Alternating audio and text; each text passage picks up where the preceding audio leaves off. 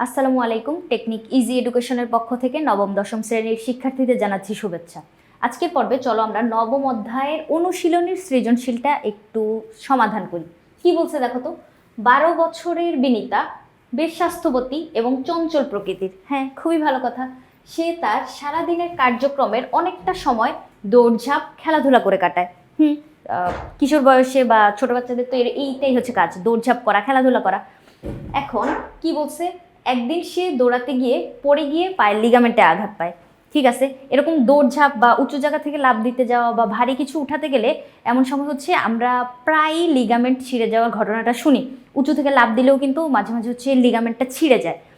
এরপরে প্রশ্নটা কি বলছে, অস্থি কি? অস্থি কি? এখন অস্থি আসলে জিনিসটা কি? অস্থি হচ্ছে হাড়, মানে হাড্ডিগুড্ডি বলি না আমরা, এই যে শক্ত যে হাড়গুলা, এগুলোই হচ্ছে অস্থি।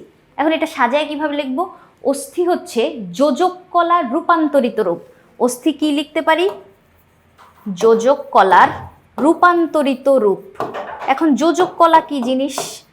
যোজক কলা হচ্ছে এরকম একটা কলা যেইখানে আমাদের মাতৃকার পরিমাণ থাকবে খুবই বেশি, কোষের পরিমাণ থাকবে খুবই কম। মাতৃকা কি জিনিস? মানে তোমার হচ্ছে লিকুইড ফর্মটা, মাতৃকা বেশি থাকবে আর কোষ ওই ওর তুলনায় কম, ওই অল্প কয়টা কোষ মাতৃকা হচ্ছে ছড়ানো ছিটানো থাকতেছে। এটা হচ্ছে যোজক কলা। আর রূপান্তরিত কেন বলতেছি? রূপান্তরিত কথাটার মানে হচ্ছে তরুণাস্থি তো আমরা চিনি। তরুণাস্থি হচ্ছে নরম যে হাড়গুলা, দেখো আমার নাক কান, এখানে যে পিনাগুলো আছে, নাক আর কানের পিনা, ওই জায়গাটা হচ্ছে তোমার ক্যালসিয়াম বা ক্যালসিয়ামের যৌগগুলা জমা হয়ে হয়ে শক্ত হয়ে যায়, দৃঢ় হয়ে যায়, তখন হচ্ছে তোমার অস্থিতে পরিণত হয়। এরকম একটা ধারণা থেকে এটাকে রূপান্তরিত বলা হয়েছে। তাইলে অস্থি হচ্ছে যোজক কলার রূপান্তরিত রূপ, যা হচ্ছে আমাদের দেহের সবচেয়ে দৃঢ় যোজক কলা। যোজক কলা কিন্তু আরও আছে। যোজক টিস্যুকে বা কানেকটিভ টিস্যুকে আমরা হচ্ছে তিনটা ভাগে ভাগ করতে পারি: ফাইব্রাস, স্কেলিটাল, তারপর হচ্ছে তরল যোজক টিস্যু। কি কি? ফাইব্রাস, স্কেলিটাল, স্কেলিটাল, আরেকটা কি? আরেকটা হচ্ছে তরল যোজক টিস্যু। তাহলে এই যে স্কেলিটাল, যেটা স্কেলিটন মানে কি? কঙ্কাল। তাহলে ওই স্কেলিটন থেকে স্কেলিটালটা আসছে, এইখানে ভিতর তোমার হচ্ছে অস্থিগুলো আছে, অস্থি তরুণাস্থি স্কেলিটনের ভিতর। আর তরল, যেটা তরলের ভিতর হচ্ছে রক্ত লসিকা। তাহলে ওদের তিনজনকেই আমরা কি বলবো? তিনজনকেই বলবো হচ্ছে যোজক টিস্যু। ওরা তিনজনই হচ্ছে যোজক টিস্যুর তিনটা ফর্ম। তাহলে আমরা বুঝতে পারলাম অস্থি কি জিনিস। ক নাম্বারের জন্য অল্প একটু সংজ্ঞা লিখতে পারবো। গেটে বাত বলতে কি বুঝো? গেটে বলতে গিট বুঝাচ্ছে। এই যে আমাদের বিভিন্ন জায়গায় জয়েন্ট আছে না, এই যে হাতের জয়েন্ট, এই যে জয়েন্ট, অনেকগুলো জয়েন্ট আছে। এই জয়েন্টে বা গিটে যখন ব্যথা হবে তখন ওইটারে বলা হচ্ছে গেটে বাত। গেটে বাত হচ্ছে এরকম একটা রোগ যখন আমাদের কি হয়, গিটে গিটে ব্যথা অনুভব হয়। আরও কি লেখা যায় দেখো তো গেটে বাত নিয়ে? আমাদের হাড়ের জয়েন্টগুলোতে ব্যথা অনুভব হবে। কি বলছে দেখো তো? আর্থ্রাইটিস বা গেটেবাত। গেটেবাতকে আমরা আর্থ্রাইটিসও কিন্তু বলতে পারি। চলো পড়ি তো কি লিখছে। আর্থ্রাইটিস বা গেটেবাত এক ধরনের বাত রোগ। অনেকদিন ধরে বাত জ্বরে ভুগলে এবং যথাযথ চিকিৎসা না করলে এই রোগ হওয়ার সম্ভাবনা থাকে। তাহলে এটা কি হইলো? এটা হচ্ছে এক ধরনের বাত রোগ। যখন কি হয়, তোমার বাত জ্বর হওয়ার পরে গিটে গিটে যখন ব্যথা অনুভব হয়, এটা মেইনলি কাদের হয়? বয়স্করা এই রোগে বেশি আক্রান্ত হয়। এই রোগ হলে অস্থি সন্ধি, দুইটা অস্থির যে সন্ধি স্থলটা বা সংযোগ স্থলটা, ওইটাকেই আমরা গিট বলতে পারি, মানে আঞ্চলিক ভাষায় তো গিট বলা যায়। তাহলে এই যে অস্থিসন্ধিগুলা বা গিটগুলা, ওই জায়গাটা কি হয় দেখো, ফুলে যায় এবং শক্ত হয়ে যায়। আমাদের এই যে জয়েন্টগুলা, এগুলা আমরা অনেক সহজে মুভমেন্ট করতে পারতেছি। এই জায়গাটা ফ্লেক্সিবল হওয়া প্রয়োজন, কারণ না হলে আমাদের মুভমেন্টটা তো স্মুথ হবে না। সেক্ষেত্রে যদি ওই গিটের জায়গাটা বা জয়েন্টের জায়গাটা যদি শক্ত হয়ে যায়, তাহলে অবশ্যই তুমি বুঝতেই পারতেছো যে মুভমেন্টটা ফ্লেক্সিবল হবে না, অনেক বেশি শক্ত হবে নাড়াচাড়া করাইতে। ওই কথাটাই বলছে যে গিটটা হচ্ছে শক্ত হয়ে যায়, ফুলে যায়, এজন্য নাড়াচাড়া করাইতে ব্যথা অনুভব হয়, ফলে অস্থিসন্ধি নাড়াতে কষ্ট হয়। তবে কম বয়সী ছেলেমেয়েদের ক্ষেত্রে গেটে ব্যথা বা যন্ত্রণা অন্য রোগের লক্ষণ হতে পারে। বয়স্কদের ক্ষেত্রে এই রোগ পুরোপুরি সারানো যায় না। বয়স্কদের ক্ষেত্রে কি জন্য সারানো যায় না? কারণ হচ্ছে ওদের হাড় দুর্বল হইতে থাকে। আর হাড়ের রোগগুলা তোমার হচ্ছে ক্যালসিয়ামের অভাবে বা ধাতুর অভাবে, বিভিন্ন ধরনের ধাতু, শুধু যে ক্যালসিয়াম এরকম না, আরও বিভিন্ন ধরনের ধাতু আছে, ওগুলার অভাবে কিন্তু হাড় দাঁত এই জিনিসগুলো হচ্ছে ভঙ্গুর হয়ে যায় বা দুর্বল হয়ে যায়। তাহলে বয়স্কদের যদি এই রোগটা হয় তাহলে সহজে সারানো যায় না। কিন্তু ছোট শিশুদের যদি গিটে ব্যথা করে সেক্ষেত্রে যে গেটে বাত হয়েছে এরকম না, গেটে বাত হচ্ছে আমরা অধিকাংশ ক্ষেত্রে বয়স্কদের হইতে দেখি। ঠিক আছে, বুঝতে পারলাম। এরপরে আমাদের গ নাম্বার প্রশ্নটা কি বলছে দেখো তো, বিনিতার আঘাতপ্রাপ্ত অংশটি দরজার কবজার সাথে তুলনা করা হয় কেন? বিনিতার আঘাতপ্রাপ্ত স্থানটা কি ছিল? লিগামেন্ট ছিঁড়ে গেছিল, তাই না? ওই যে ও লাফালাফি করতো, দৌড়ঝাঁপ করতো, একদিন দেখা গেলো যে তার লিগামেন্ট ছিঁড়ে গেছে। এখন আঘাতপ্রাপ্ত যে অংশটা লিগামেন্টটা, এটাকে আমরা দরজার কবজার সাথে তুলনা করব কেন? এখন লিগামেন্টকে মেইনলি দরজার কবজার সাথে তুলনা করব না। লিগামেন্ট হচ্ছে একটা তোমার হচ্ছে ইলাস্টিক একটা তন্তু, যেটা কি করে আমাদের হাড্ডির সাথে হাড্ডিকে জোড়া লাগে। আমাদের এখানে কতগুলো হাড় আছে, এইখানে হাড় আছে, তাহলে এইখানে দুইটা হাড় আর এইখানের হাড়টা ওদেরকে জয়েন্ট করবে হচ্ছে তোমার লিগামেন্ট। লিগামেন্ট অস্থি আর অস্থিকে সংযুক্ত করে, কেমন? এবার এই জায়গাটায় কি বলছে দেখো তো, কবজা যেমন পাল্লাকে দরজার কাঠামোর সাথে আটকে রাখে, একইভাবে অস্থিসন্ধি বা লিগামেন্ট কি করবে? হাড়ের সাথে হাড়কে আটকায় রাখবে। কবজা কি করে? দরজার কবজা সে হচ্ছে আমি যদি একটু আঁকি, দেখো এরকম না, এরকম দরজা মনে করো ফ্রেমটা, ওই ফ্রেমের এক পাশে কি থাকে তোমার হচ্ছে কবজাগুলা থাকে, যেটা দিয়ে এরকম দরজাটা আটকানো থাকে। এই যে দরজাটা তুমি হচ্ছে মুভ করতে পারতেছো, একদিকে খুলতে পারতেছো, তাহলে দরজার কবজা যেরকম আটকায় রাখে ওই ফ্রেমের সাথে দরজার কপাটটাকে, ওইরকমই ওই লিগামেন্ট কি করতেছে? লিগামেন্ট কিন্তু হাড়ের সাথে হাড়কে আটকায় রাখতেছে। ওই কথাটাই বলছে দেখো, লিগামেন্ট বা অস্থিসন্ধি হাড়কে আটকে রাখে বলে একে দরজার কবজার সাথে তুলনা করা হয়। ঠিক আছে, এবার চলো আমরা লিগামেন্টটা কি এটা আরেকটু জানি। লিগামেন্ট হচ্ছে পাতলা কাপড়ের মতো কোমল অথচ ধীর স্থিতিস্থাপক একটা বন্ধনী। কাপড়ের মতো কেন বলছে? এটা হচ্ছে বইয়ের ভিতরে এরকম লেখা আছে চওড়া ফিতার মতো, মানে চওড়া একটা ফিতার মতো। তাহলে ধরো এরকম চওড়া, অনেক বেশি চওড়া ফিতার মতো একটা অংশ, যেটা কি করবে? যেটা হচ্ছে তোমার হাড়ের সাথে হাড়কে সংযুক্ত করবে, চওড়া ফিতার মতো। এটা দেখতে অনেকটা চকচকে, কারণ এটা হচ্ছে শ্বেততন্তু দ্বারা নির্মিত। এই যে দেখো তো, শ্বেত আর পিত, এটা চওড়া ইলাস্টিকের মতো আর হচ্ছে চকচকে একটা সাদা বর্ণের জিনিস। এ দেখো ইলাস্টিক একটা তন্তু, কেমন? এবার ফলে স্থিতিস্থাপকতা অনেক বেশি। ওর স্থিতিস্থাপকতা বেশি কি জন্য? কারণ ও হচ্ছে অনেক বেশি চওড়া, অনেক বেশি ইলাস্টিক। বা তোমরা হচ্ছে চুলের রাবার দেখো না, রাবারগুলো কিরকম হয়? তুমি হচ্ছে টান দিলে যদি ছেড়ে দাও আবার ছোট্ট হয়ে যায় না, আবার অনেক জোরে টান দাও ছেড়ে দাও ছোট হয়ে যাবে, কারণ ওর একটা ধর্ম আছে, স্থিতিস্থাপক ধর্মটা, যার কারণে ও আগের রূপে ফিরে আসতে যাবে। তাহলে ওর স্থিতিস্থাপকতা অনেক বেশি, কারণ ও হচ্ছে ইলাস্টেজ। কবজা যেমন পাল্লাকে দরজার কাঠামোর সাথে আটকে রাখে, একইভাবে অস্থিবন্ধনী বা লিগামেন্ট হাড়কে আটকে রাখে। কার সাথে আটকে রাখে? হাড়কে হাড়ের সাথে আটকে রাখে বা সংযুক্ত করে। এছাড়াও কবজা যেমন দরজাকে একদিকে ও ওদিকে ঘুরতে, খুলতে, বন্ধ হতে সাহায্য করে, তেমনি লিগামেন্টগুলো অস্থিসন্ধিকে নড়াচড়া করতে সাহায্য করে। একটি হাড় অন্য একটি হাড়ের সাথে লিগামেন্ট বা অস্থিবন্ধনীর সাথে আটকে থাকে। এইটা কিন্তু লিগামেন্ট আর টেন্ডনের ভিতরে মেইন পার্থক্য। লিগামেন্টও হচ্ছে তোমার এরকম একটা জিনিস, সে হচ্ছে তোমার দড়ির মতো আটকায় রাখে, কিন্তু পার্থক্যটা হচ্ছে এই জায়গায়। ও কি করে? লিগামেন্ট কি করে দেখো তো, এই জায়গাটায় দেখো কি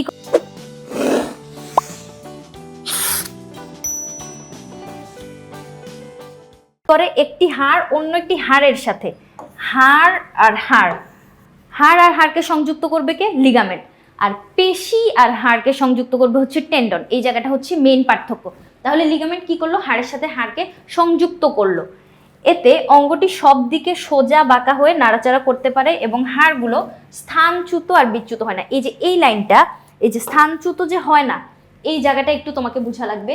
ধরো দুইটা অস্থি আমি যদি নেই, এটা মনে করো একটা হাড়, উপরে আরেকটা হাড়, এখন ওদেরকে আমি এভাবে সংযুক্ত করে রাখলাম, ওরা তো নড়বড়ে হয়ে যাবে বা ধাক্কা দিলে ভেঙে পড়ে যাওয়ার কথা। কিন্তু এই হাড় দুইটাকে ধরো আমি যদি স্কচ টেপ দিয়ে আটকায় দিই, দেখো উপর থেকে যদি একটা স্কচ টেপ দিয়ে এরকম উপর থেকে নিচে যদি এরকম স্কচ টেপ দিয়ে আটকায় দেই, এই যে আমার হাতটা মনে করো স্কচ টেপ দিয়ে যদি আটকায় দিই, ওরা কি নড়াচড়া করতে পারতেছে না, সুন্দর করে আটকায় আছে। স্কচ টেপের কাজটা করে হচ্ছে তোমার লিগামেন্ট, কেমন? তাহলে এই জায়গাটায় তাকাও যে স্থানচ্যুত আর বিচ্যুত হয় না, যার কারণ হচ্ছে এই যে একটা হাড়, ওই যে আমি দেখালাম লাল কলম, একটা হচ্ছে একটা হাড়, আবার একটা লাল কলম ও হচ্ছে আরেকটা হাড়। এই দুইটা হাড়ের মাঝখানে অনেক জিনিসপাতি থাকে, এই যে তরুণাস্থি থাকে, তারপর হচ্ছে তোমার ফ্লুইড থাকে, সাইনোভিয়াল ফ্লুইড। এরপরে আমি হাড়টাকে উপর থেকে একটা এরকম স্কচটেপ আর একটা স্কচটেপ দিয়ে আটকাই দিলাম পুরাটাকে একসাথে। এইটা হচ্ছে লিগামেন্টের কাজ। লিগামেন্ট হচ্ছে মেইনলি এই কাজটা করতেছে। তাহলে কবজা যেরকম আটকায় রাখে, লিগামেন্ট এরকম আটকায় রাখার কাজ করলো, ধরে রাখলো, স্থানচ্যুত হইতে দিল না। তাহলে আমরা বলতেই পারি যে ও যে জায়গাটায় ব্যথা পাইছে, বিনীতা যে জায়গাটায় ব্যথা পাইছে, তার মানে ওর লিগামেন্টকে আমরা দরজার কবজার সাথে তুলনা করতে পারি। এরপরে ঘ নাম্বার প্রশ্নটা আমার কি বলছে দেখো তো, বিনীতার কার্যক্রমটি সম্পন্ন করতে কিসের সমন্বয় অপরিহার্য। এখন বিনীতার কার্যক্রম কি ছিল, ও কি কি করতেছিল, ওর কার্যক্রম কি ছিল, দৌড়ঝাঁপ, লাফালাফি, এই জিনিসগুলা। তার মানে ওর হচ্ছে চলাচল বা এরকম লাফালাফির কাজগুলা, চলনের কাজগুলা, এটা কিসের সমন্বয়ে। এখন কিসের সমন্বয় যদি আমি বলতে চাই, এটা হচ্ছে তোমার পেশি আর অস্থি উভয়ের সমন্বয়। কারণ তুমি যদি শুধু পেশি নাড়াচাড়া করো, তুমি চলন তোমার ঘটবে না। এছাড়াও তুমি যদি শুধু অস্থিকে নাড়াচাড়া করো, সেক্ষেত্রেও তোমার চলন ঘটবে না। দুইজনের সমন্বয়েই কিন্তু আমাদের চলনটা ঘটে। দেখো এই জায়গায় যদি আমরা একটু পড়ি, উদ্দীপকে বিনীতার কার্যক্রম সম্পন্ন করতে অস্থি ও পেশির সমন্বয় অপরিহার্য। দেখো হাড় আর পেশি দুইজনকেই একসাথে সমন্বয়ে চলাচল করতে হবে। কারণ চলাচলের ক্ষেত্রে আমাদের যে পেশি, ধরো এই জায়গাটা কি আছে, বাইসেপস আছে, আর নিচের দিকে কি আছে, ট্রাইসেপস আছে। পেশিগুলা যে জায়গাটায় শেষ হয় ওই জায়গায় সরু রজ্জুর মতো অনেকগুলো অংশ দেখা দেয়, মানে অংশ সৃষ্টি হয়। ওই রজ্জুর মতো অংশ, মনে করো চিকন চিকন অনেকগুলা তন্তু, এই যে অনেকগুলা চিকন চিকন চিকন তন্তু, কেমন এই তন্তুগুলাকে আমি একসাথে ধরে আটি পাকায় ফেললাম, তাহলে এটা একটা বান্ডেল হইল না। এই যে বান্ডেলটা পেশি যেখানে শেষ হয় ওই জায়গাটায় সৃষ্টি হয়।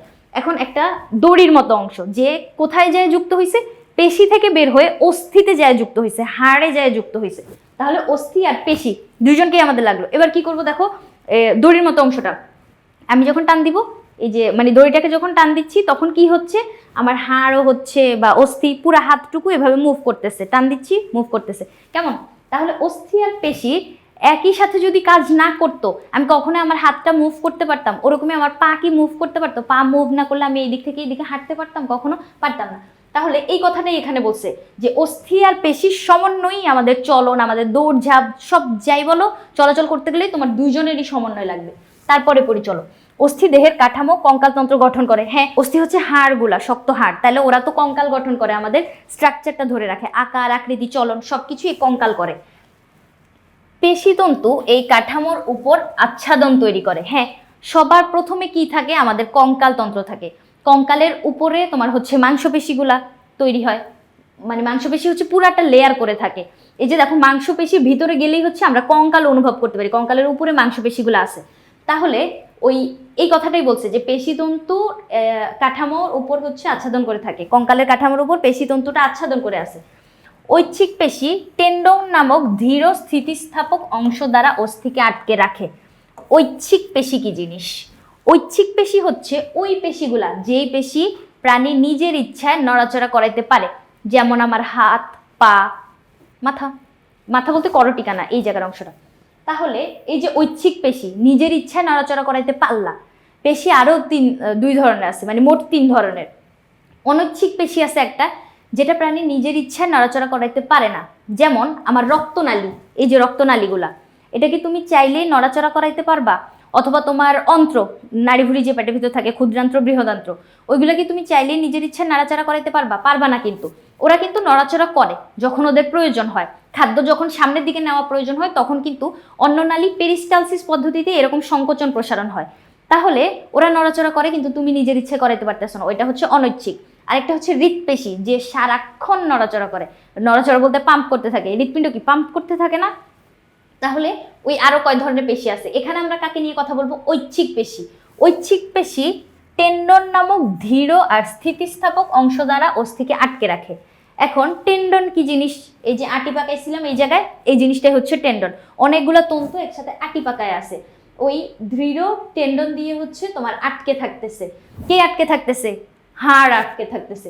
পেশিবন্ধনী পেশি প্রান্তে রজ্জুর মতো শক্ত হয়ে অস্থির সাথে সংযুক্ত থাকে। ওই যে ওই কথাটাই বললাম যে পেশি, এই জায়গাটা যদি আমি একটু আঁকি, দেখো তো এরকম এই যে তোমার হাত মনে করো এটা, এখন কি হইলো, এখানে হচ্ছে বাইসেপস, এই পেশিটা এইখানে যেখানে শেষ হচ্ছে এই জায়গায় এরকম রজ্জুর মতো শক্ত হয়ে মানে আটি তৈরি করে ওইটা যায় হচ্ছে হাড়ের সাথে সংযুক্ত হইলো।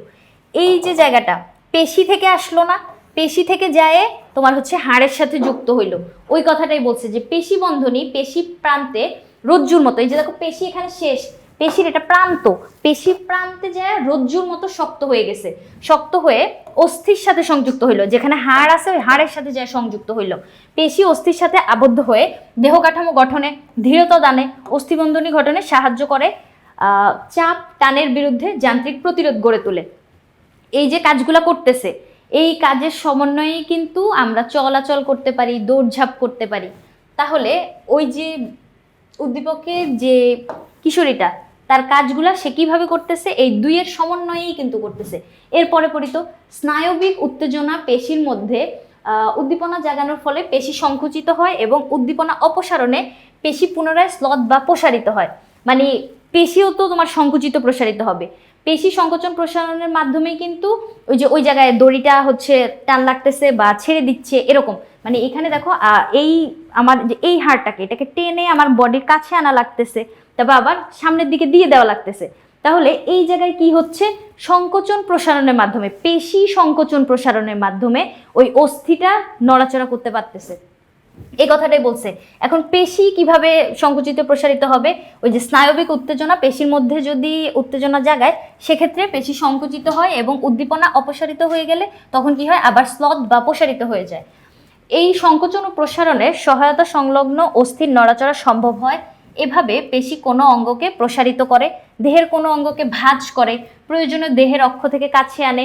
মানে আমরা যে এই যে শুধু মানে আমি তো তোমাকে এখন ভিডিওতে এতটুকুই দেখাতে পারতেছি যে কাছে আনতেছো দূরে যাচ্ছ, এরকম কিন্তু শুধু যে ভাঁজ করা আর খোলা এই কাজটাও না, তোমার অক্ষের কাছে আনা, অক্ষ থেকে দূরে নেওয়া, তারপরে হচ্ছে এই যে আরো যে কথাগুলো এখানে বললো যে অক্ষের কাছে আনা, অক্ষ থেকে দূরে আনা, তারপরে ভাঁজ করা, প্রসারিত করা, সংকুচিত করা, সব কিছুই হচ্ছে বা টান যে নিয়ন্ত্রণ, চাপ নিয়ন্ত্রণ, এই সব কিছুই হচ্ছে কিন্তু ওই পেশি আর অস্থির সমন্বয়।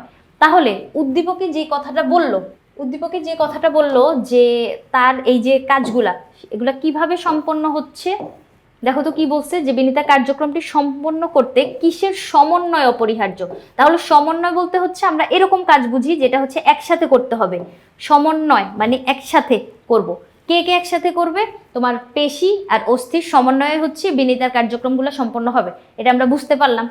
তাহলে আশা করি তোমাদেরকে প্রশ্নের উত্তরটা বুঝাইতে পারছি। যতটুকু উত্তর তার চেয়েও অনেক কিছু এক্সট্রা বলছি, চিত্রকে বোঝানোর চেষ্টা করছি। আশা করি তোমরা বুঝতে পারছো। পরবর্তী পর্ব দেখার আমন্ত্রণ রইল। ধন্যবাদ সবাইকে।